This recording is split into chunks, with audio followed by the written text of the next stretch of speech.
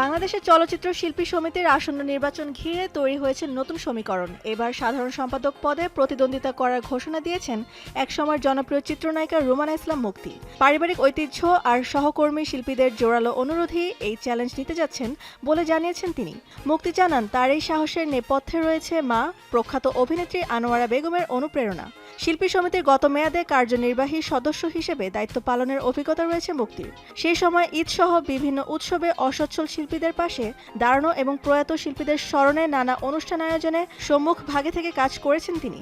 নিয়ম অনুযায়ী জুলাইয়ের শেষ বা আগস্টের শুরুর দিকে অনুষ্ঠিত হতে পারে ভোট গ্রহণ। ১৯৯২ সালে গৌতম ঘোষ পরিচালিত পদ্মা নদীর মাঝি দিয়ে বড় পর্দায় ক্যারিয়ার শুরু করা এই অভিনেত্রীর চাঁদের আলো, শ্রাবণ মেঘের দিন, হাসন রাজা ও জগৎ সংসারের মতো কালজয়ী সিনেমাতে অভিনয় করে অর্জন করেন দর্শকপ্রিয়তা।